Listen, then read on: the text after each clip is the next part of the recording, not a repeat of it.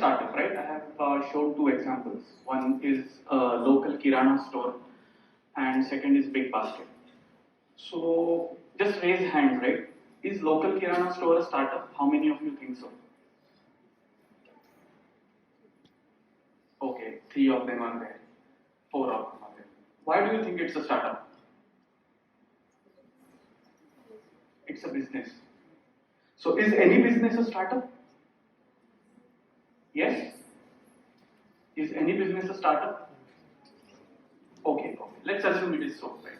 What about big basket? Is it a startup? Yes. Why?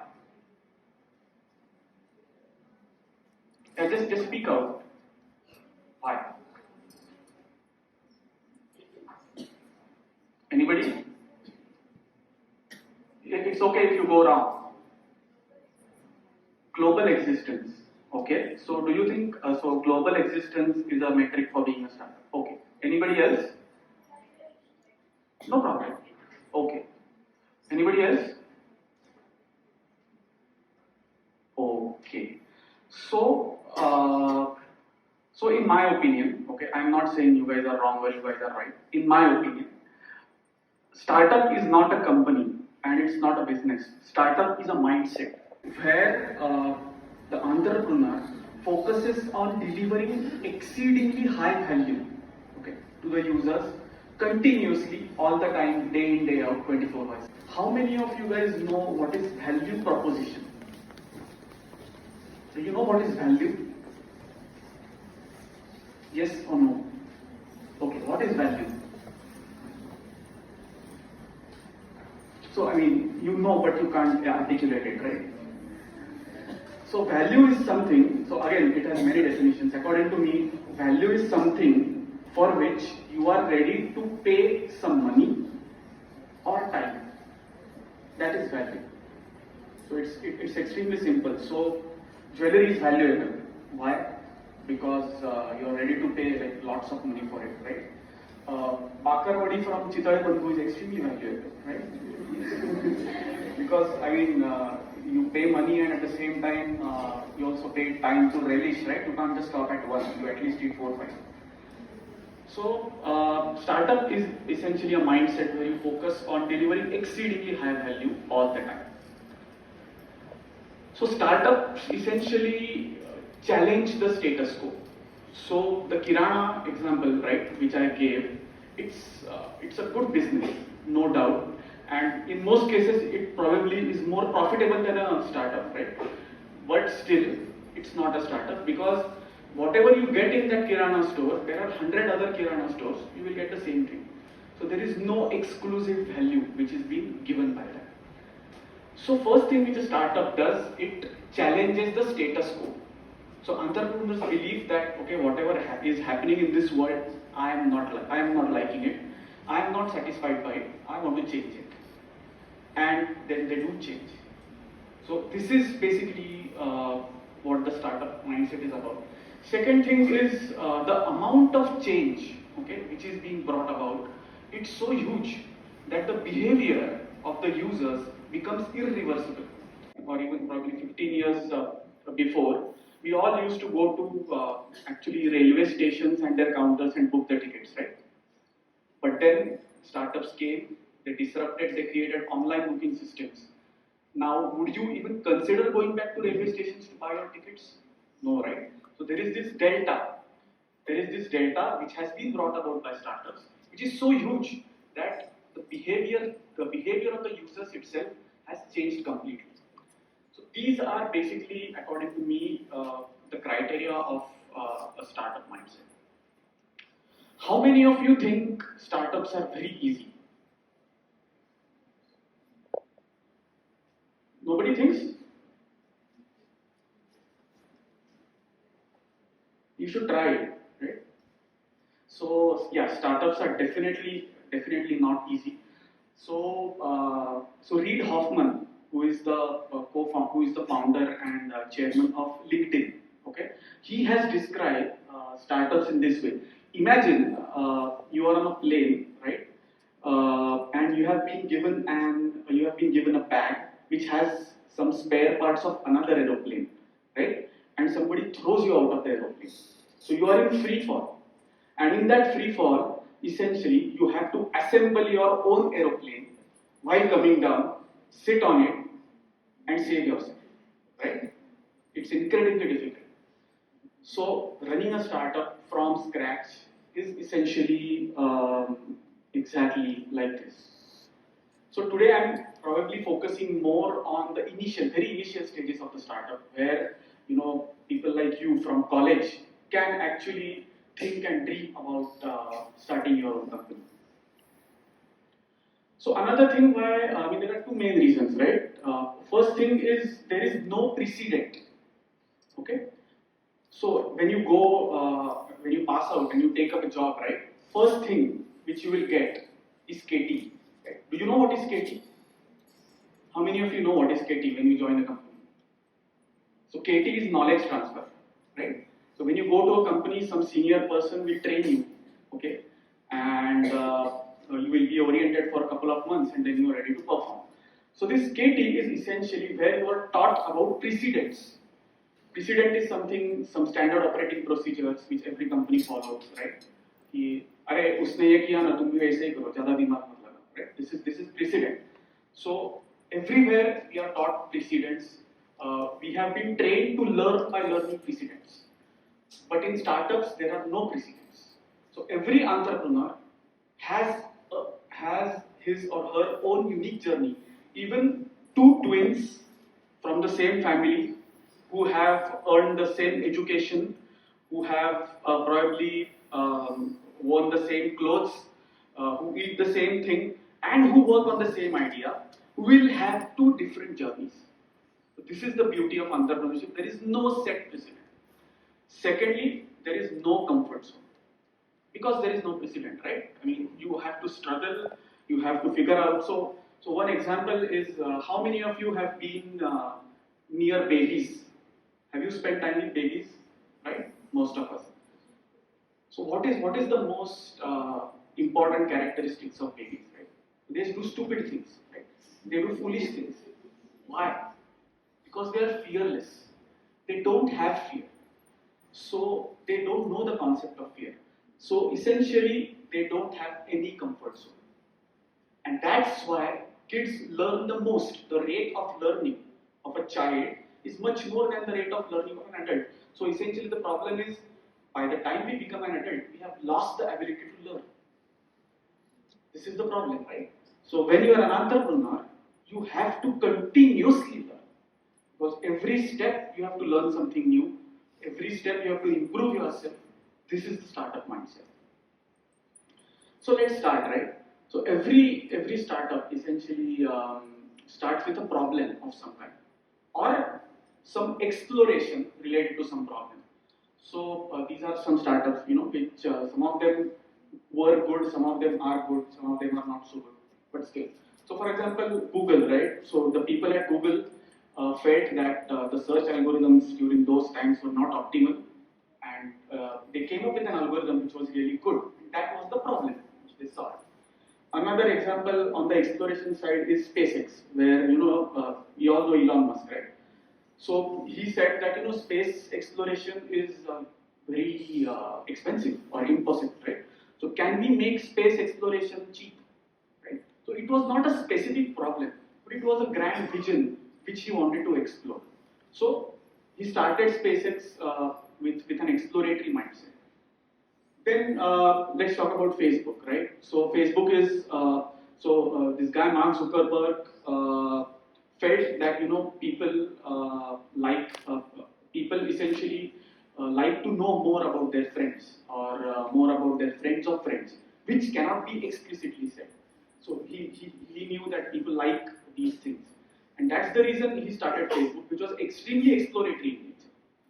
Another problem-based startup is probably BharatPe. You must all know Ashneer Grover, right? Right. I mean, so leave aside all the controversies, but the idea of the startup was very good. So in 2016, when two things happened, right?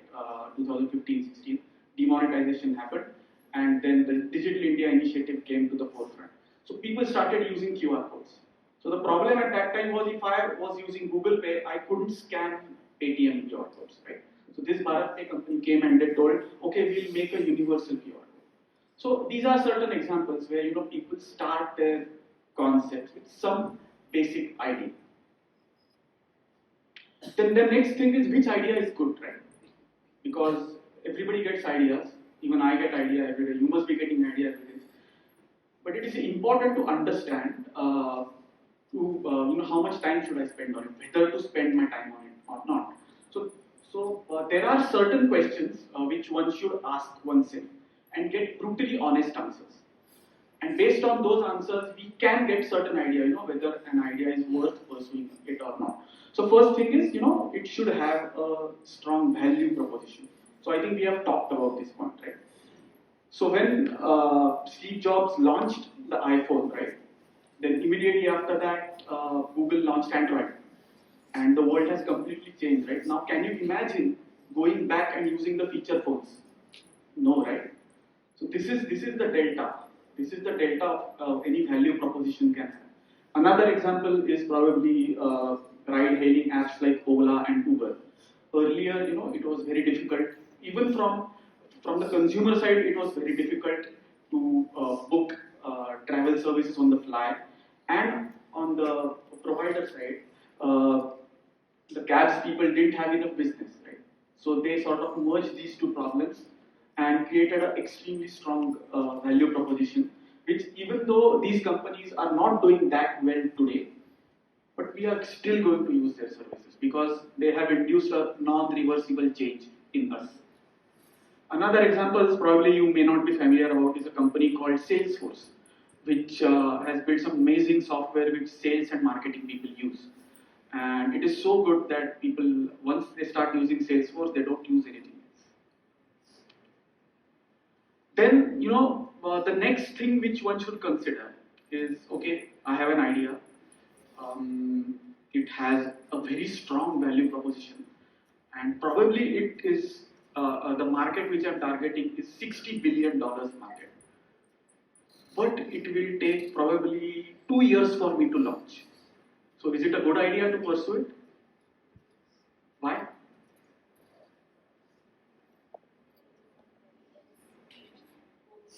Somebody else might have the same idea. Any other thing? Okay. So what's the problem if time duration is too large? If I have money, right? What's the problem? Correct. Correct. Someone else can execute. Correct. And exactly. Correct. Also, the technology might change, right? Technology is changing so fast.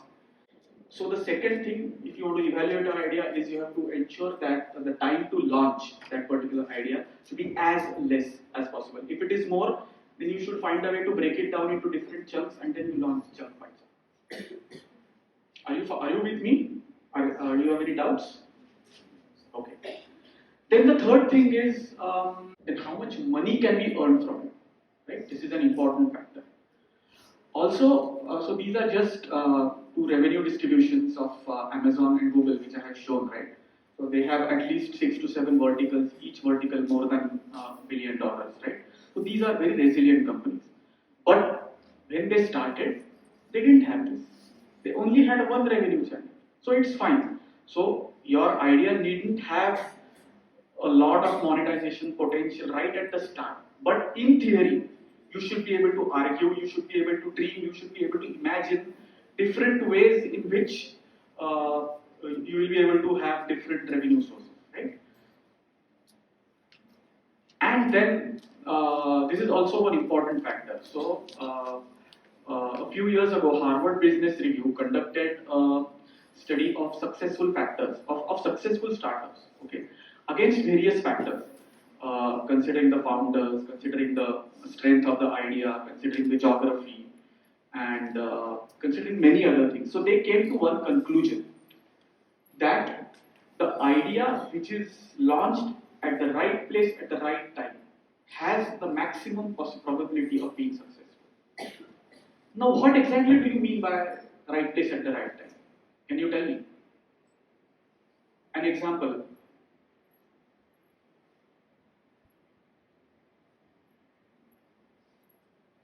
Okay, so what is trending these days in technology? You must be reading news, right? So what is trending? Have you heard about ChatGPT? So what is ChatGPT?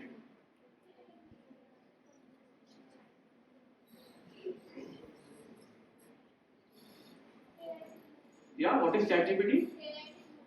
AI technology, right? So AI is the in thing, right? So now the thing is, there are probably a million startups working only on AI because of ChatGPT, right? So if you want to start a startup and if you are considering AI, okay, uh, you got a huge competition, right? So according to me, right place at the right time essentially means that you should identify a market which is vacant right now. Nobody knows about that market, which is vacant right now. You get in and you create a good amount of intellectual property, right, which we just talked about previously. You create a good amount of technology, and then later when the market picks up, uh, you get a chance to monetize it nicely. So this is essentially what I mean by being at the right place at the right time.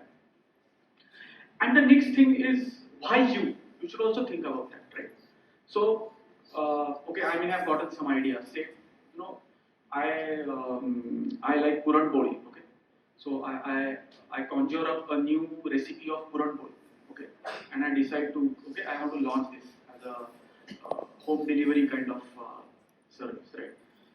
So it will fit all other factors, but why me? Because I have to ask this question because probably I am not the right person for that. Because I am not a chef in the first place. Secondly, I don't even have any specific insight in this particular industry, which will help me, propel my idea forward. I'll give you a couple of examples here. So Mark Zuckerberg, when he started Facebook, he had done at least 4 to 5 different side projects before that, and he had gotten a very good insight onto how humans interact with technology, and that sort of became the basis of his design of Facebook and stuff like that. So you have to ask this question: that do you have any particular insight in your idea which nobody else has? Okay. So for example, if I'm a software developer and I'm building a software tool, then if I have an experience of software development for 10 to 12 years, then yes, I have some insights which nobody else has, which I can use. And if I start a startup around that, then the chances of that getting successful are probably higher. So the next thing which you should do is build a team. So team doesn't mean 10 people. Team doesn't mean a team of 20 people. Team essentially means building a team of co-founders. Okay.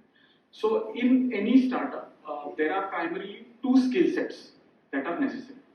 First is the technologies or technical skill sets. I won't even say technology. And second is the business skill set. Say I am planning to start a hotel, right, or a restaurant. Then the chef will be the technology person, and the person sitting outside talking to the customers, managing the sales, managing the inventory, managing the other aspects of the business will be the business person. Both of these things are extremely important, and they give equal value to the company. So even in a technology company, it needs technical mind and a business mind. For example, if we take the example of Apple, so Apple was essentially started by 3 people. Two of them were Steve Jobs and Steve Wozniak, right? So Steve Jobs didn't know anything about technology. So he was a complete business person, marketing person, design person, and Steve Wozniak was the person who actually wrote the initial code, who actually developed the initial products, right? So whenever you are considering starting a company, you should have both these two skill sets, and both these two people, 2+ people, should form a part of the founding team. Then, so once you have the team, and if you have answered all the previous questions that I have mentioned honestly, brutally honestly, then you are in a very good position. Okay, then then you can consider raising money. I would still advise against doing that. I personally feel that you should raise money only after you achieve product market fit. But before that, say if you don't have any money, or if you have an idea which requires certain hardware, so which needs more money, then probably this is the time when you can consider raising the seed round.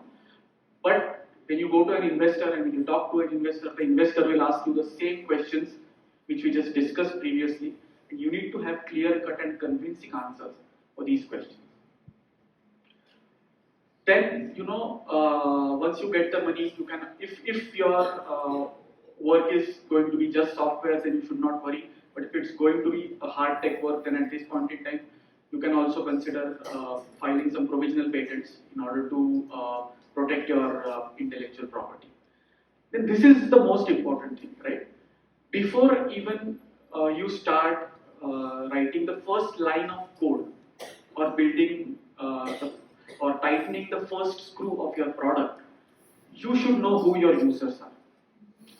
And you should you should have created a group of users who are sort of interested in your success, and who are interested in the problem that you are solving, because they themselves are facing that problem.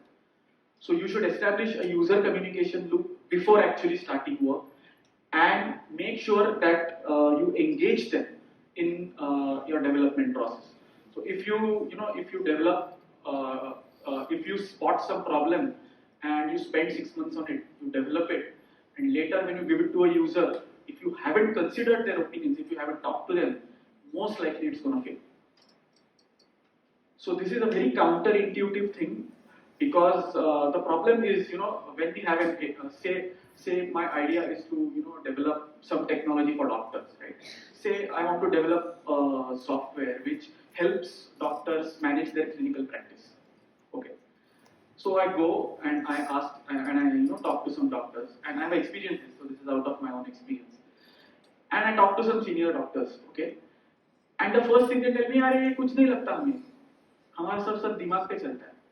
Or then I try to explain them, "Sir, it will solve this problem." नहीं, मैंने वो बच्चा रखा है ना, वो मेरा student है, वो करवा लेगा.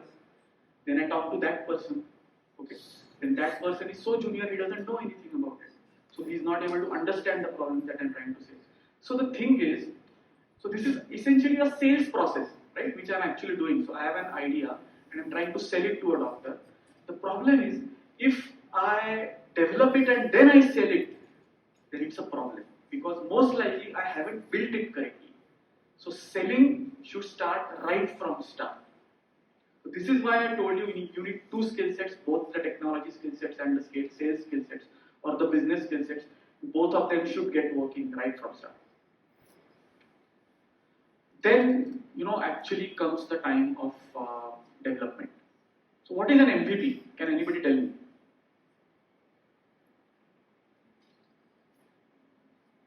Do you know what is an MVP? Anybody? Yeah. It's a product that you make available to your users before the main product is actually releasing. Splendid. So what she is saying is, it's a product which you make available to the market before you build the actual product, right? So why don't you tell me, how will you go about it? How will you decide what should be there in that product and what should not be there? You're not sure? Any guesses?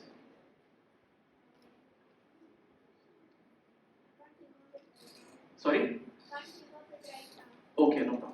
So here is just an example, okay, where suppose the problem is you have to transport one person from point A to point B. Say you want to send somebody from Kothur to Shivaji.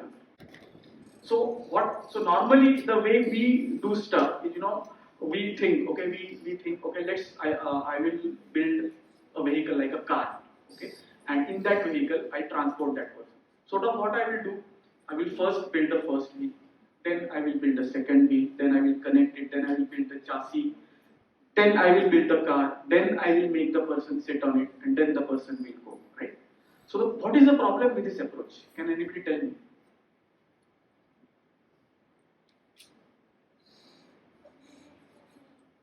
Can you speak louder? Not enough supplement.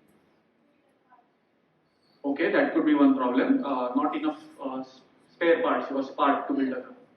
Any other problem? Time. So what do you mean by time? Correct. Correct. Perfect. So you are on the right track, right? So when we build a car and hand it over, we are delivering value. Okay, that is value.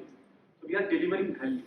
So in the first picture, the value is being delivered at the fourth step. Okay? So when you build an MVP, you should not build it like that.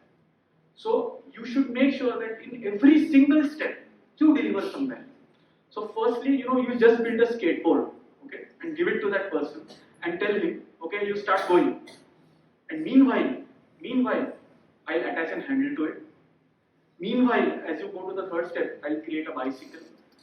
Meanwhile, I'll convert it to a motorbike, and then I will give you a car. So the thing I'm trying to emphasize here is the way you build an MVP is you create value at every step. What are the benefits of this approach? So in the first approach, suppose each step say takes 1 month, right? So until the fourth month, you are not sure whether your idea is going to work or not, right? In the second approach, in the first month, you will build something, no matter how crappy or how bad it is, right? You will give it to the user. User will give you some feedback, okay? And then, based on that feedback, you will build the next thing. Probably, in the third step, you will realize कि यार user को इधर जाना ही नहीं है, okay? User को left side में जाना है. या ऐसे भी हो सकता है कि user बोलेगा नहीं अभी मुझे train से जाना है, right? So there are so many changing things in a startup environment. So building an MVP should be done in a way where you can test your hypothesis. So your idea or your solution is essentially a hypothesis. It is a theory. Until it is implemented, it is a theory. So you should test it first, and you should test it at every step. And second is, if you are to fail, it's better to fail in the first month rather than fail in the sixth month, right? The fourth month, because you will spend less money and you will be less frustrated. As simple. So you have built an MVP, okay? Now you're all set to launch, okay? So now, how will you measure whether whether whatever you have launched is successful or not, right? So I sort of categorize this measurement in two stages. One stage is in the very early stage where you're launching for the first time, and second is when you have launched it, you have made certain improvements. So in the first stage, you really care only about how many people are really interested in this, right? You know that your product is not perfect, but you need to build certain confidence, in order to say invest more time into it, invest more people into it, invest more efforts into it. So very early stage metrics could be how many sign-ups are there, okay, and how many validations are there. Validation is essentially if a particular product is going to give a particular value, then how many users have actually used that value. Say for example, the example which I gave, right, developing software for doctors, right? So my validation would be how many how many the data of how many patients have they continuously added into the system for past 7 days, something like that, which will sort of give me a clear-cut validation of my hypothesis. And then in the later stages, there are other metrics which are mainly based on two things. One is usage, that is how the application is being used, and second is the revenue. So when we talk about usage, these are the two most important metrics, that is active users. So downloads doesn't matter, okay? Because I can, I can get Narendra Modi ji to, I cannot get, but theoretically, if I can get Narendra Modi ji to launch my product, crores of downloads will happen, right? But even if Modi ji launches it, if that product is not useful, nobody will use it. So there will be a lot of downloads, but active users won't be much. So the real metric to use is active users. Secondly, engagement, how much time people are spending on whatever you are building, right? So these two metrics capture the value, basically. Then we have revenue, MRR, which is the monthly recurring revenue or annual recurring revenue. And then you also have to consider average revenue per user versus customer acquisition cost. All these are, very technical things. You need not worry about them. I'm just showing them so that, they register in your mind. So, in 99.999% cases, first launches fail. So when you start a startup, you should assume, okay, that you will fail the first time. So how should you strategize? You should assume that you will fail, and you should fail as quickly as possible. So that once you fail, you learn something, you iterate, and you move on. So I'll tell you two stories. So how many of you know this company called Odeo? You don't know, right? So do you know that, how many of you know Twitter? You all use Twitter, right? You use now. So Twitter was initially audio, do you know? Right? So when it started, it started as a podcasting company. So it was started as a podcasting company. They were in business for 4 to 5 months, but nobody used their product. And then, how many of you know Jack Dorsey? Who is Jack Dorsey? Correct. He is the founder of Twitter, right? But actually, Jack Dorsey was an employee in the audio company. So the company was doing so bad, okay, that this employee came up and said that, okay, this is not working out, podcasts are not working. And he proposed the business model of Twitter. And initially, the problem that Twitter was trying to solve is sending mass messages. So for example, if I have to, so this is like way 20 years before, right? So if I have to send a message to everybody, I have only, right now I can send it over WhatsApp. But at that time, I had to send as an SMS to everybody, right? It was very expensive. So the way they started it was they sent an SMS to one number, and then Twitter, which held that number, broadcasted it to that particular group. So it started as a messaging service, and then later it became as social media kind of thing, right? So this is very important that no startup succeeds in the first go. The key thing is to fail fast and move on. Another example, YouTube, right? So how many of you know that YouTube was started as a video dating service? Can you imagine, right? So it started as a video dating service. They thought, that in order to attract people, people can upload videos, and that will be a good thing, right? But when they later realized that the dating part nobody was using, but people were uploading lots of videos. So they sort of, the narrative came of broadcasting yourself, right? So that is essentially the tagline of YouTube. And even the creators didn't know how their app was going to be used, right? But they persisted and they went ahead. So this is an important concept, which is called product market fit. So the red line is I call the burn. Burn is essentially everything that we spend, which is the money, the resources, the hours that we spend, the employees that you hire, right? Everything that we spend goes in burn, and everything that we earn, okay, comes in value, right? So in the earlier stages, in the very early stages, what really happens is you keep on spending, but you earn very little. Naturally, it is bound to happen because you think you have a solution, but when you hit the reality, you realize there are many other things you should consider. So you should go back to the drawing board and work again. So very early stage, this is the situation. Then, after you do some iterations, you arrive in a midpoint where you start creating some amount of value. But which is still not that great, but which is, sort of encouraging enough for you to, keep on pursuing. And then you reach a stage where the value that you create is disproportionately higher than the amount that you spend. So essentially, you start earning in a higher order. So nowadays, it is called exponential.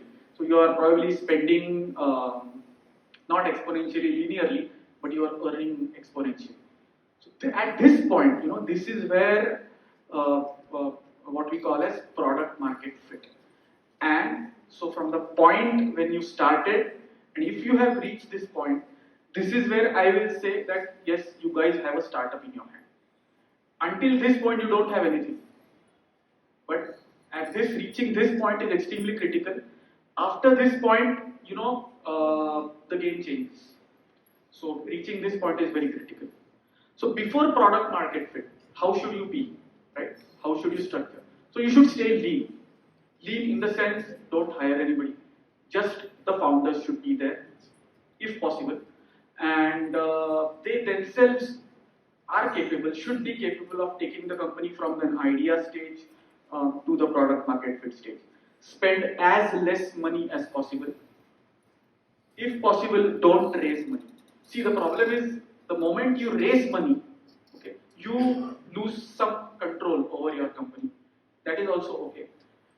But then you have to continuously answer to the investor. That is also okay. But in the early stage, the problem is you are going to fail a lot of times. You will have to experiment a lot of times. And just by the nature of being an investor, the investor is not that patient. Right? Investor wants you to succeed as soon as possible. So, before PMF, raise as less money as possible. Listen to the users. So the problem is, when we go out and start selling, right? Often in movies and everywhere we are told that best sellers are swanky people, speaking chaste English and talking with a great amount of brogue and swag, and they just barge into offices and start selling their things, right? In practice, it doesn't work that way. Most effective salespeople are those who listen to their customers. So there is a company actually. What it does is it monitors the sales conversations, and in those sales conversations, using AI, it marks how much time the customer has spoken and for how long the seller has spoken. And some companies use this tool in order to ensure that their sales people speak less and the customers speak more. So this is all very important. And then last point is the mantra of the PMF phase, before the PMF phase, which is experiment, learn, repeat. Experiment, learn, repeat, until you get to a point where you have disproportionate value creation. And then after after PMF, you can raise funds. You can be a little bit aggressive. You can hire more people. You can go for growth. And most important part is the last 2 points, where you have to sustain your growth. So you have to build an innovation engine. You have to sort of think about culture, strategy, and all those other things.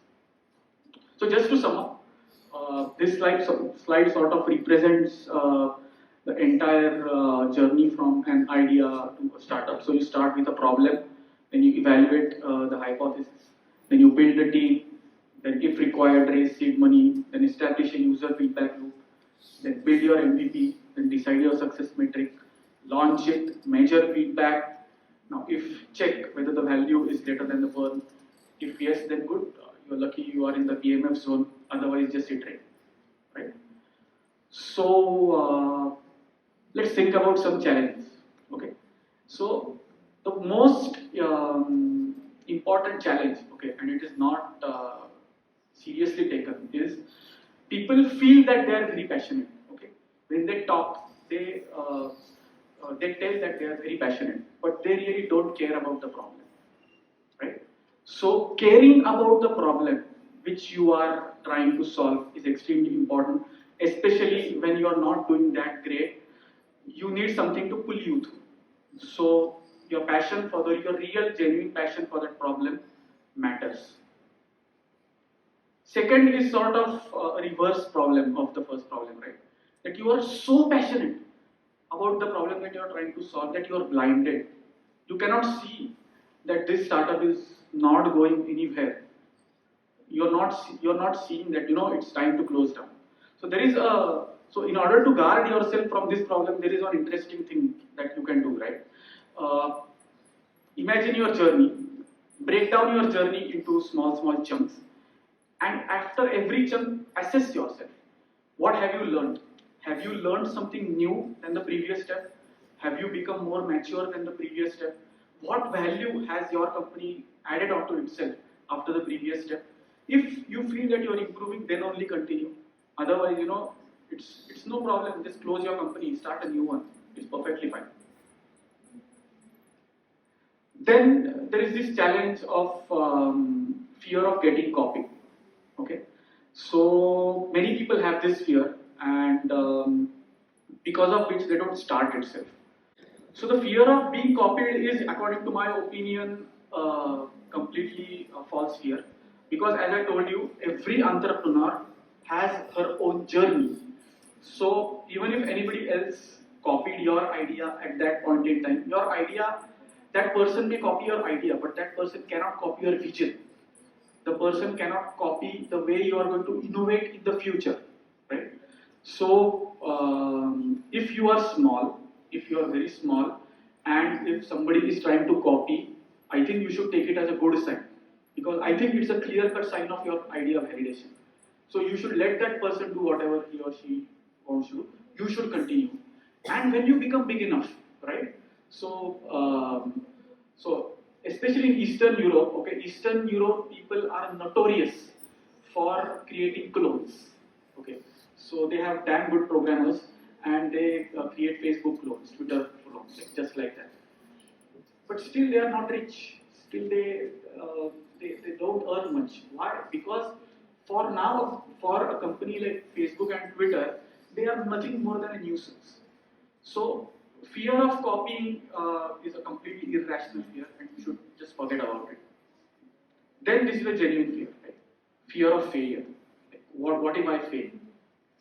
So to counter this fear, this fear of failure usually happens when there is some uncertainty around what you're doing, around your idea. So, and when is there uncertainty? When you don't know, how far you are, when you don't know the quantum of effort that you need to put exactly into your idea. So, this is essentially when you don't know much about your business. So, this essentially means that this is the right kind of failure. You should fear. You should have this fear. It will make you paranoid, and it will, make you self-assess every point in time. It is extremely important. But the way to counter this is, again, break down your idea into smaller chunks of certainty, smaller chunks which deliver quantifiable value, and then you will see that this fear will be reduced. So this is the most important and most frequent reason why startups shut down. Okay, founder issues. This mainly happens when 2 or 3 people start a team and their roles are not clearly defined. So as I said earlier, there are 2 roles, one technology role, one business role. The thing is really very simple, that there has to be one tech person, there has to be one business person. Business person has to do her job, the tech person has to do her job, and that's it.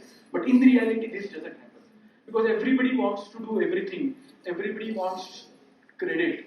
Everybody wants to be the CEO. Right? So founder issues occur. Second problem is time commitments are not clear. For example, 2 people start a company. One of them is fully committed, right? Working on weekdays, at the same time working on the weekends as well. And the second person who has committed is not just working at all, probably working only 2 hours every day and not on weekends. So it is very important for founders to have difficult conversations right at the start. Third thing is tie-breaking mechanism has not been agreed upon. So what is the tie-breaking mechanism? Say 2 people are founders, both of them arrive on a point where there is a difference of opinion, right? And nobody is budging down. Then what should be done at that point of time? So then usually what happens is somebody then becomes the CEO, and then has the company basically decides that that person has to have the last pour, or probably they have a board above them. But board is not really a case in the very early stage company. So this has to be settled between the founders itself. So make sure all the difficult conversations are done right in the initial stages. And lastly, as I said, when to launch. Okay. So you have a product and you have funding, you have everything, right? It is, trust me, from my own personal experience, when you are closer to launch, it is extremely difficult to launch because everybody keeps you telling, why don't you add this feature? Your users keep telling you, please add this feature, otherwise I won't use your product, right? So there are so many things, there are so many distractions which are there when you are closer to the launch. So you should make sure, as I said, you should launch with an MVP format and launch as soon as possible. So I'll give you some examples, okay, of how people launched their websites. So this is Amazon, right, when it launched. So look how bad it is, right? From the design-wise, aesthetic-wise, in general user experience point of view, it's really bad. But still they launched and they flourished because they had a very strong and unique value proposition with them. Then so this is the first version of Facebook. Okay, I mean, do you see the face of a man on the top left side? I mean, who does that, right? It's so bad. But still, they launched and it became a massive hit. So the quality of your product matters only to a certain extent, especially when you are launching for the first time. It is more important for you to clearly quantify your value, communicate it to the user, and make sure the user uses it. And the last thing is, fundraising issues, right? So, in my opinion, most early stage startups shut shop not because of lack of funding, but because of excess funding. So, when you have less money, you are more constrained and you tend to optimize yourself and you tend to innovate more. When you have obtained more money, much more money than you have ever dreamed of right at the start, without any experience of running a company, most likely you are going to face. So, as I said, emphasizing the need of raising funds only if required at the early initial stage before BMF, and later you can think about raising large amounts of money. So that's it. I think anybody has any questions?